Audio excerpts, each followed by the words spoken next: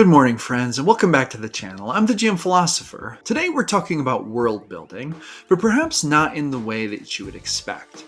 When it comes to world building, a lot of people talk about what goes into the world, and this is good. They think about things like what the culture is like, what the history is like, what the buildings look like, the geography, the layout, etc. These are all really good things, don't get me wrong, but that's not where the world building process should start.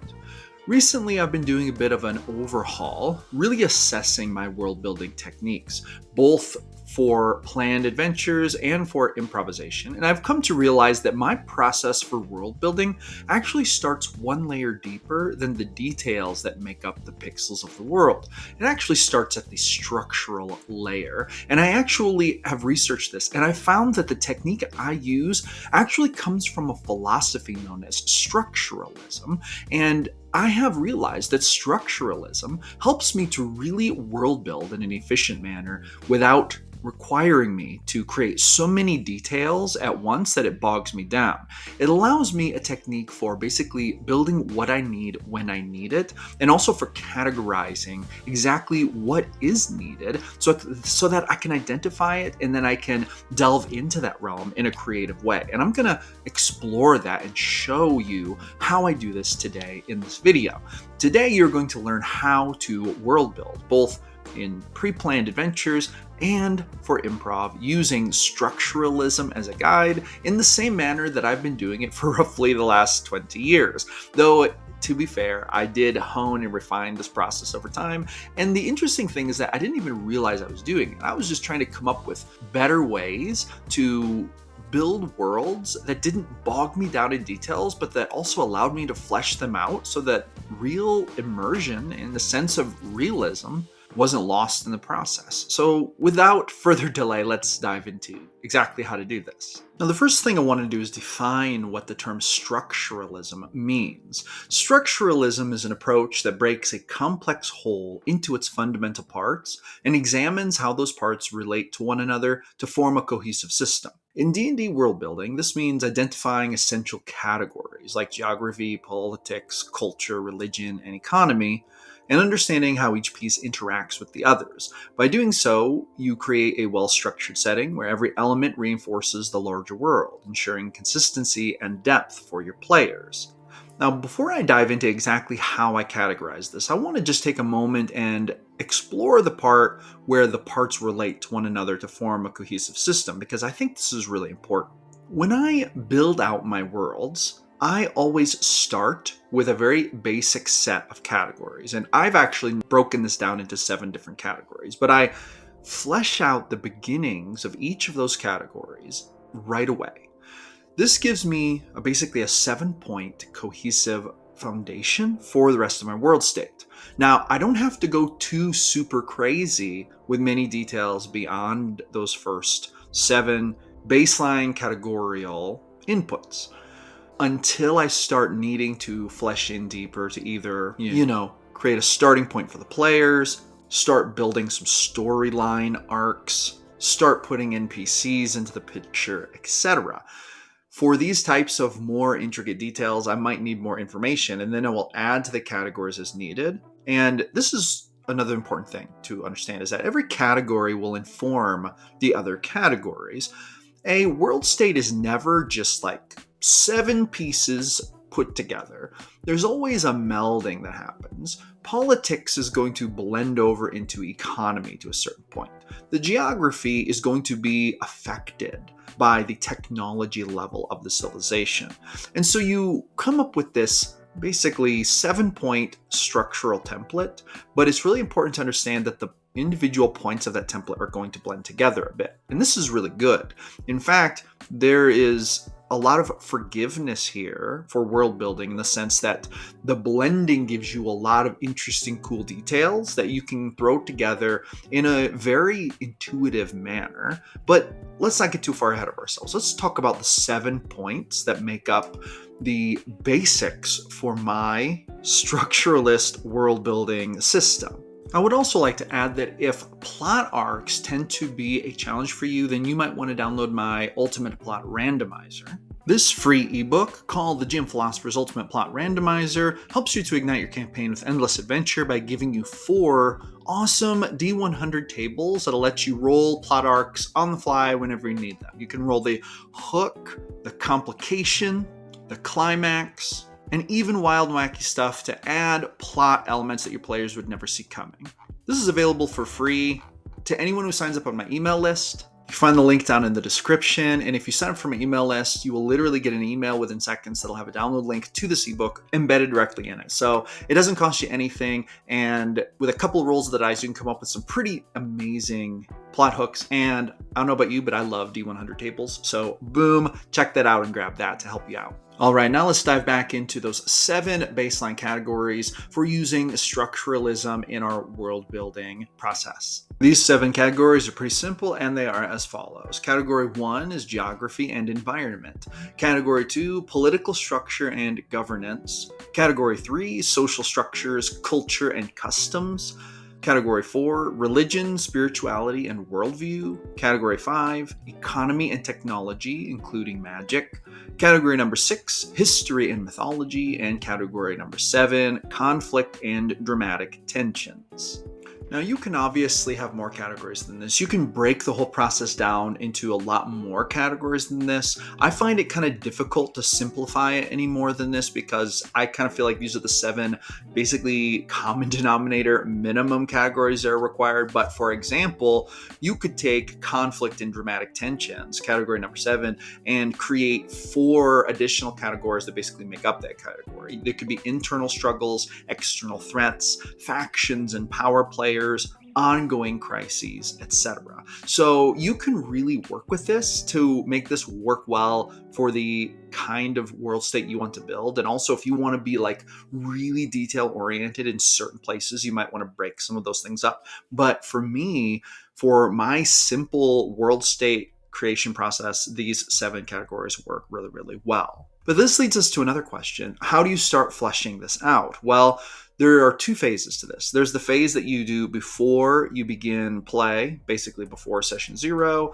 where you establish sort of the world state that your players can expect to play in. And then there is the while you're playing, sometimes literally improv, or sometimes like session prep between sessions. So let's talk about that beginning session prep, like campaign prep, adventure prep step. The stuff you do before session 0, before you even present your world state to your players, getting it all prepared and ready to go. I should also put a quick disclaimer here. I think that creating a world map is actually a really important first step part in this. This is not a map making video. I would build a map out while I'm doing these 7-step parts, but this tutorial is specifically devoted to building out the world state method in terms of like the writing, in terms of like what the culture is, what the history is, developing the story of your setting, and then the map would be the graphical, visual counterpart to it, along with any other props you may need, like holy relics, images of important world monuments, etc. All right, let's dive into talking about how to prepare for session 0, getting your world state basically set up to run with. Now, personally, when I start filling in these 7 categories, I like to use a lot of random tables, and I have used random tables from various different source books, and I've also created my own. For this in particular, I'm going to use my favorite tool, which is basically an ebook I created. This is an ebook titled The Structural Worldbuilding Randomizer, and you'll even notice the word structural. I literally chose that word because I use a structuralist method for creating these foundational categories. And this is basically an ebook that has 7 D100 tables that are specifically formulated to work with the way that I build worlds. And so we have a table 1, a D100 table for geography and layout, table 2, D100 table for political structure and governance, etc. And so I go all through here and basically random roll these. Okay, so now I'm going to show you basically how I do this. But quick before we do, I do want to let you know, if you would like to purchase this ebook, there's a link down in the description. I actually have this on sale on my personal bookstore for $3 right now. It's like just a very basic 38-page ebook with these 7 D100 tables, not any graphics or anything, just the information. And while you do not need this, if you would like to support my channel and you would find this useful, then you can find that link down in the description. All the money goes to help support my channel, help me grow my channel, make it better, and then boom, I would appreciate it so much. So thank you. With that being said, you do not need any ebook for this. You can actually go through and just use your own creativity to fill in these categories. So whatever works best for you, that is the method that you should use. With that being said, I have grabbed some handy D100s from my dice box, and we are going to random roll on this. Okay, so first thing we've got here is we need to choose a geography and layout. So I'm going to roll. I rolled a 92, so we're going to go down to the 92. We've got an ashen plateau. Okay, so that's the first thing. A volcanic plateau coated in a thin layer of ash dotted with hardy blackened shrubs. So, all right, awesome. We know that this is taking place in an ashen plateau, okay? Now, let's go ahead and roll for political structure and governance table. We've got a 21. So, an assembly of oracles. A council of seers interprets visions, making laws to prevent or fulfill certain prophecies. An assembly of oracles. So I'm going to write that down in my notes. Very cool. So right now we have an Ashen Plateau world state setting, but then we have this assembly of oracles. And so that's like our... that is our political structure, okay? So they're watching the stars, I think that's pretty awesome, actually. So we're getting the beginnings of this. Let's give it a name here real quick. I'm going to name it Raven Island. I kind of think it's an island, and so this is a good thing. Okay, let's go to table number 3, social structures. 41, I rolled on this. So we've got twinned professionals. Master and apprentice pairs are seen as one social unit, sharing respect and responsibilities in public. Oh, interesting. So this makes me think that the campaign story will have something to do with maybe all of the PCs will start out as being apprentices. So that's actually really cool. Okay, twin professionals. Now we're going to move on to table 4. Religion, spirituality, and worldview. We've got an 18 here. Blood of the moon. Rituals are performed under moonlight with phases symbolizing divine moods. Okay, so that kind of fits with the assembly of oracles pretty well. So this is just a cool thing that we know about their religion, right? Blood of the moon. Now we're going to go to table 5, economy and technology, including magic. So we have a 30. I'm going to go down here. And we find spell-forged bridges. Engineer mages craft vast bridges of hard, light, or crystallized mana. Okay, so I had kind of said I wanted this to be an island. So maybe this is how they connect to the mainland, with spell-forged bridges. Okay, kind of weird, but it actually kind of works. And then, I'm thinking they have to guard these bridges, right? Maybe they have bridges even going to like otherworldly portals. And they have this twinned professionals, these masters and apprentices, for their warriors, for their protectors, their defenders. They stand these guards at the gates, and it's like a Jedi Master, Jedi Padawan kind of situation. So that's actually super cool. I'm liking it. I'm digging it. And so see, this world state is becoming kind of interesting. It's becoming pretty cool, actually, if you ask me. Okay, number 6, history and mythology. Let's take a look at what happens here. We've got 79. So we're going to go down to 79. Let's see. The Black Pearl Cataclysm. A cursed pearl unleashed a deadly plague, decimating coastal populations and trade. Interesting. It's weird that it's a black pearl, but anyway, it's kind of fun. It's kind of funny. Okay. Black Pearl Cataclysm. I'm going to reflavor this because I think what might work better is if it was a black pearl, but it was like a meteorite. So I think that a cursed meteorite, but it had a black pearl at the center, struck the island, unleashing a deadly plague, which decimated the plants, causing them to kind of be blackened. And it turned the island into a volcanic sort of wasteland. But it also gave them the magic they used to build their like dimensional gates and the bridges that lead to other places. In fact, maybe they're not even connected to the mainland. Maybe this is an island set within some kind of like dimensional rift, and they have these dimensional doors and the bridges go through the dimensional doors. I actually think that's pretty awesome. Pretty cool, actually. So the Black Pearl is like the artifact of artifacts. It was the thing that gave birth to the good and the bad about their land. Perhaps they don't even know what predated the striking of this meteorite. And the black pearls, the center of their religion, is supposedly sent from the gods, right? Maybe that's the thing. Okay, now we're going to go to number 7, and here's the conflict and dramatic tensions table. So we have a 92. We're going to scroll down here. And we're going to go to the succubus blackmail. A demon seduces and manipulates influential figures, leading to hidden deals and compromised leaders. Oh, so the oracles lead the island. They're like the government. They read the stars. They make the decisions. They claim to get their knowledge from the magic pearl and from the stars and whatnot. However, this is a little bit dirty because the truth is, they are under corruption by a succubus, basically a demon character. It doesn't have to actually be a succubus. I am going to say it's a succubus, a very powerful succubus who is basically feeding on the power of the Black Pearl and basically trying to get the oracles to maybe open a gate to the abyss, but it's forbidden. I kind of think that's the thing. So the oracles are going to try to say, we must build a gate to the abyss. And the player characters might be like, whoa, whoa, whoa, the rules say no. Maybe they get caught in like an internal struggle, like a battle, and there's demons on one side. And then there's the good warriors who want to protect the island on the other.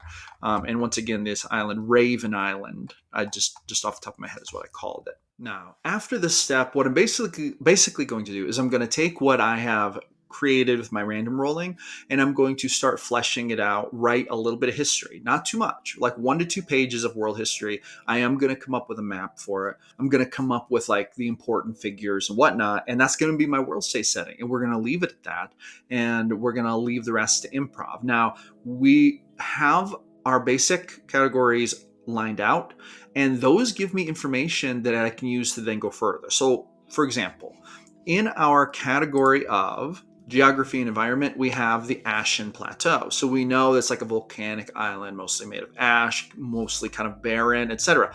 So there's a question of, well, how do they get their food? Well, I might brainstorm. They have special crops that can grow in the volcanic rock, or maybe they are fishermen. It is an island, so I kind of think that maybe them being fishermen. So see right here, I've just used this as a little bit of inspiration, be like, okay, there's a lot of fishing, a lot of like using the ocean to provide food because the island is not quite so fertile. So this leads to that being a big part of their culture, right? Now, we also have this assembly of oracles thing. We know that there's the Black Pearl. So maybe the Black Pearl is a sort of like beacon that they use to communicate with the gods. Maybe I'll come up even with a godly force or a divine force, or some kind of like overseeing guardian that they pray to, and the pearl is like an artifact of that celestial being. However, the fact that it's an assembly of oracles leads me to ask, well, how do people become oracles? And the way I think is that the greatest masters, who are basically tasked with defending the island at these gates, they go on to become oracles if they're elected as such. And here's what I'm thinking. This means that there's a sort of a social hierarchy. The oracles are at the top. Then we have masters directly beneath the oracles. When you achieve the rank of master, you enter this echelon. The only ones who can vote on whether someone can be an oracle are the masters. The oracles cannot vote on that because that would be imbalanced. The masters vote on who become oracles. Masters can nominate each other to become oracles, or the oracles can also nominate. So there's like a freedom there, right? Basically, it was set up so that the elections could not be rigged, and the oracles couldn't like establish this base of power without people challenging and coming up into the ranks. So we have the masters down here. They can elect and vote on new oracles to replace oracles who may pass on. I would, in my mind, I'm thinking it's an office for life, being a high oracle, communing with the gods, etc. Below the masters, you have apprentices, who are basically masters in training.